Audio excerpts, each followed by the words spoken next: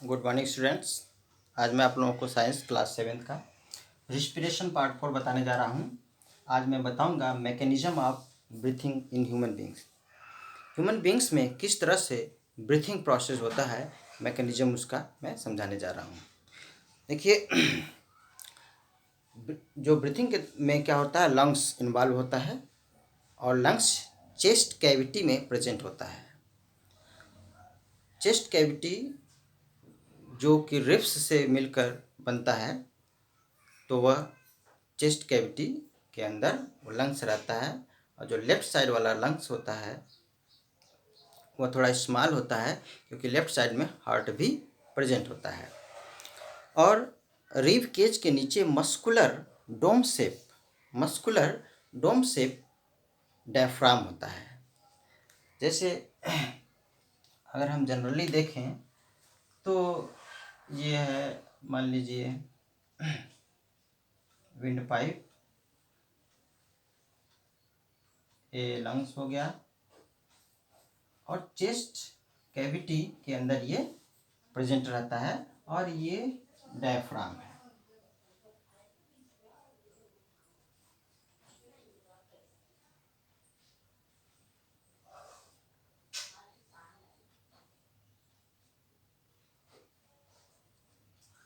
तो किस तरह से वर्क करता है ये हम समझ रहे हैं, समझाने जा रहे हैं। देखिए, इनहेलेशन, वैसे ब्रीथिंग में क्या दो प्रोसेस होता है, इनहेलेशन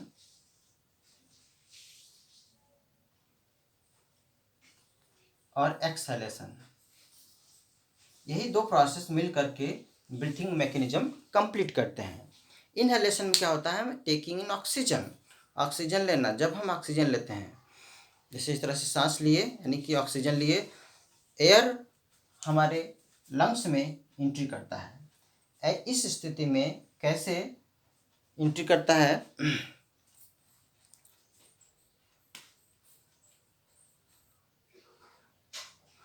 इस समय डायफ्राम डाउनवर्ड्स मूव कर जाता है और जो रिब्स होता है इस तरह से,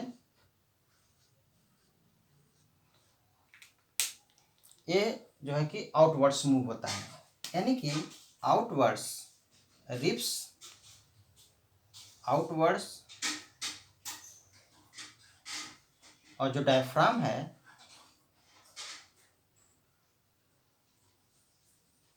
ये डाउनवर्ड्स मूव करता है, जिसकी वजह से एक स्पेस बन जाता है, अधिक स्पेस बन जाता है, जिसमें एयर एंट्री करता है। तो जब इसमें एयर फिलअप हो जाता है, इसके अंदर पूरा एयर भर जाता है, स्पेस हो जाता है, तो उसको हम कहते हैं इनहेलेशन। और इनहेलेशन के दौरान डायफ्राम नीचे आता है और रिब्स आउटवर्ड्स मूव करता है, स्पेस अधिक हो जाता है और एयर एंट्री करता है। फिर एयर एल्वियोलाई के थ्रू ब्लड में चला जाता है, जैसा कि मैंने इसके पहले वीडियो में बताया था। फिर इसके बाद जब हम सांस छोड़ते हैं, यानी कार्बन डाइऑक्साइड जब निकालते हैं, तो ऐसी स्थिति में जिसे हम एक्सहेलेशन कहते हैं, और एक्सहेलेशन के प्रोसेस के दौरान जो रिब्स होता है आउटवर्ड्स नहीं बल्कि इनवर्ड्स हो जाता है, और जो डायफ्राम है डाउनवर्ड्स नहीं बल्कि अपवर्ड हो जाता है, जिसकी वजह से स्पेस कम हो जाता है और एयर यानी कार्बन डाइऑक्साइड बाहर निकल जाता है। इस प्रोसेस से जो है कि वह वर्क करता है। तो इस तरह से ब्रीथिंग जो है ह्यूमन बींग्स में होता है कि इनहेलेशन के दौरान जब हम ऑक्सीजन लेते हैं तो रिब्स आउटवर्ड्स मूव करता है और डायफ्राम डाउनवर्ड्स मूव करता है, जिससे स्पेस बढ़ जाता है। स्पेस बढ़ने की वजह से एयर एंट्री कर जाता है और फिर यही एक्सहेलेशन प्रोसेस में रिब्स इनवर्ड्स मूव करता है, डायफ्राम अपवर्ड्स मूव करता है, जिससे स्पेस कम हो जाता है, यानी कार्बन डाइऑक्साइड गैस बाहर निकल जाती है। अब हम अदर एनिमल्स में भी समझ लेते हैं कि किस तरह से ब्रीथिंग होता है in other animal. Breathing in other animals,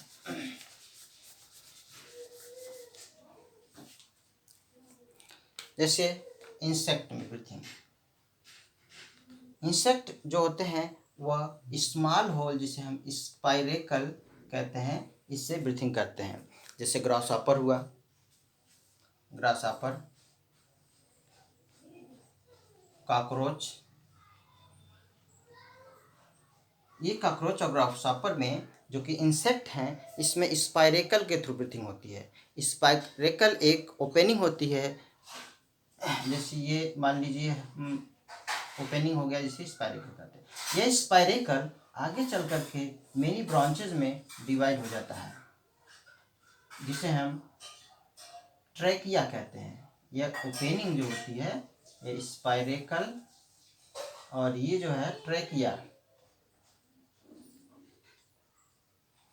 यानी कि स्पाइरेकल से एयर एंट्री करता है और यहाँ से होता हुआ वह ट्रैकिया में जाता है, और वो ट्रैकिया से ब्लड कैपिलरीज जुड़ी रहती हैं, और ट्रैकिया से एयर ब्लड कैपिलरीज यानी ब्लड में चली जाती हैं, और फिर वापस पूरे बॉडी से कार्बन डाइऑक्साइड फिर ट्रैकिया में आता है। वहाँ से फिर ये स्मॉल ओपनिंग जिसे हम स्पाइरेकल कहते हैं, स्पाइरेकल के थ्रू निकल जाता है। तो ये हम कह सकते हैं कि इंसेक्ट में जो ब्रीथिंग होता है स्पाइरेकल के जरिए होता है, या ये भी कह सकते हैं कि ट्रैकिया के थ्रू होता है।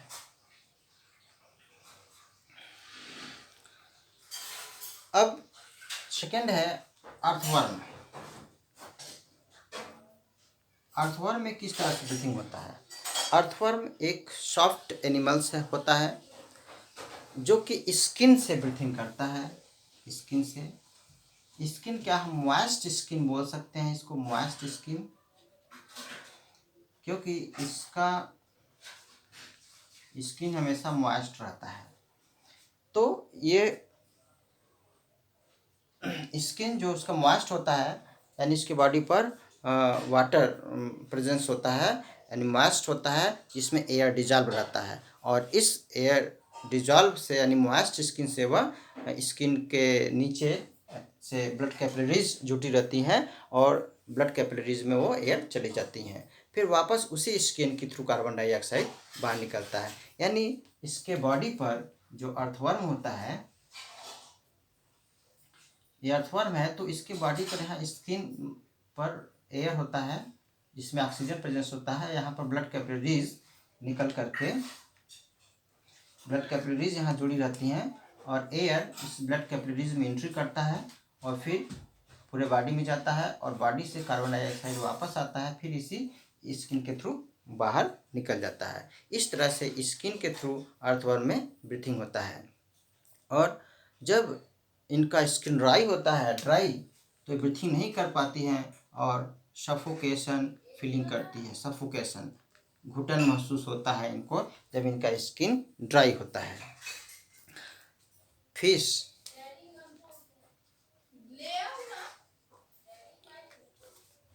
फिश में ब्रीथिंग किस तरह से होता है? इसमें क्या होता है, गिल्स, गिल्स से ब्रीथिंग करते हैं ये। जैसे सपोज करिए ये फिश है, और यहाँ पर एक रेड कलर का लाइनिंग जैसा स्ट्रक्चर प्रेजेंट होता है, जिसे हम गिल्स कहते हैं। इसी गिल्स के थ्रू ये फिश ब्रीथिंग करती हैं। वाटर इनके माउथ से एंट्री करता है और इस गिल्स के थ्रू आगे बढ़ता है, और गिल्स जो होता है रेड कलर की होती हैं, क्योंकि यहाँ पर ब्लड कैपिलरीज जुटी रहती हैं, और यहाँ पर जब वाटर एंट्री करता है तो वाटर में डिजॉल्व जो भी ऑक्सीजन है वो ब्लड कैपिलरीज में चली जाती हैं और पूरे बॉडी में घूमती हैं। वहाँ पर जो कार्बन डाइऑक्साइड प्रोड्यूस होता है, वह कार्बन डाइऑक्साइड फिर वापस यहीं पर आती हैं, और इसी के दौरान जो है गिल्स के थ्रू ही कार्बन डाइऑक्साइड एक्सपेल्ड आउट हो जाता है। कार्बन डाइऑक्साइड एक्सपेल्ड आउट होता है और ऑक्सीजन एंट्री करता है। तो यानी गिल्स से ब्लड कैपिलरीज जुटी होती हैं, और यहीं पर एक्सचेंज ऑफ गैसेस होता है, कार्बन डाइऑक्साइड छोड़ना और ऑक्सीजन लेना, तो ये गिल्स के थ्रू करते हैं।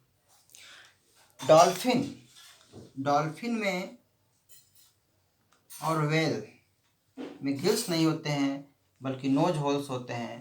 नोज होल से ब्रीथिंग करती हैं, यानी डॉल्फिन और व्हेल्स, इसमें ब्रीथिंग गिल्स नहीं होता है, गिल्स से ब्रीथिंग नहीं करती हैं।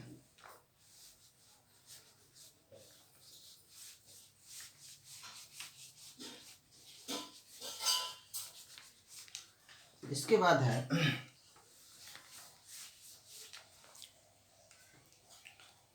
Tadpole and frog.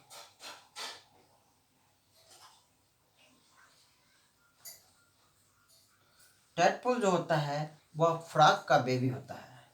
फ्रॉग के बेबी को हम टैडपोल कहते हैं, यानी बेबी फ्रॉग को टैडपोल कहते हैं। और टैडपोल जब बेबी होता है, छोटा होता है, तो उस समय वह फिश जैसा होता है, उसके सारे कैरेक्टर फिश जैसे मिलते हैं और वह ब्रीथिंग भी फिश की तरह गिल्स से करता है। यह टैडपोल में ब्रीथिंग ऑर्गन जो होता है वह गिल्स होता है। यह गिल्स ज्यों ही ये टैडपोल बड़ा होकर के फ्रॉग बनता है तो यह फ्रॉग धीरे धीरे इसका जो गिल्स होता है चेंज हो जाता है लंग्स में।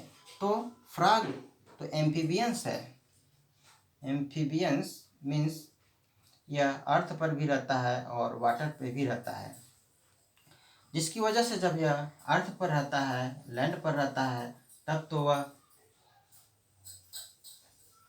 लंग से ब्रीथिंग करता है, लेकिन जब वह वाटर में रहता है तो स्किन से ब्रीथिंग करता है। यानी फ्रॉग में जो रिस्पिरेटरी ऑर्गन है वह लंग्स और स्किन है। लैंड पर जब रहेगा तो लंग्स से करेगा और जब वाटर में रहेगा तो स्किन से करेगा। लेकिन इसका जो बेबी है जिसे हम टैडपोल कहते हैं, यह गिल्स से ब्रीथिंग करता है। जो जो यह बढ़ता जाएगा उसके बॉडी में परिवर्तन होता जाता है और गिल्स चेंज हो जाता है लंग्स में। इसका एलिमेंट्री कैनाल भी हर्बीवोरस की तरह होता है और फ्रॉग होता है कार्निवोरस। जो ही यह बढ़ता जाएगा उसका एलिमेंट्री कैनाल भी कार्निवोरस जैसा चेंज होता जाएगा। प्लांट में ब्रीथिंग किस तरह से होता है? प्लांट में ब्रीथिंग ऑर्गन जो होता है वह स्टोमेटा होता है, जो लीफ पर प्रेजेंट होता है। लीफ होता है, इसी लीफ पर प्रेजेंट होता है स्मॉल होल्स, जिसे हम स्टोमेटा कहते हैं। जब उनका सेक्शन करेंगे तो हमें स्मॉल पोर, जिसे हम स्टोमेटा कहते हैं, यह स्टोमेटा मिलेगा और इसी के थ्रू एयर एंट्री करता है और ऑक्सीजन प्लांट के बॉडी में पहुंचता है। यह जो स्टोमेटा होता है इससे एयर एंट्री करेगा और पूरे बॉडी से जब वह कार्बन डाइऑक्साइड प्रोड्यूस होकर के इसी स्टोमेटा के थ्रू बाहर निकलेगा। यानी स्टोमेटा के थ्रू ही ऑक्सीजन एंट्री करेगा और कार्बन डाइऑक्साइड बाहर निकलेगा। यानी इसमें ब्रीथिंग ऑर्गन जो होता है प्लांट्स में स्टोमेटा होता है, यह लिप्स में प्रेजेंट होता है। मान लीजिए किसी प्लांट में लिप्स नहीं है या सीजन के दौरान लिप्स गिर गया है, तो उस प्लांट में स्टोमेटा से ब्रीथिंग नहीं करते हैं, बल्कि उनके स्टेम से ब्रीथिंग करते हैं। स्टेम में एक होल्स होता है जिसे कहते हैं लेंटिसेल्स। इसी लेंटिसेल्स से वो ब्रीथिंग करते हैं, जो स्टोमेटा की ही तरह एक स्मॉल होल्स होता है स्टेम में। यानी प्लांट जो होते हैं वह स्टोमेटा से ब्रीथिंग करते हैं और स्टोमेटा की अनुपस्थिति में ये लेंटिसेल से ब्रीथिंग करते हैं। इस तरह से डिफरेंट एनिमल्स में ब्रीथिंग ऑर्गन डिफरेंट होता है।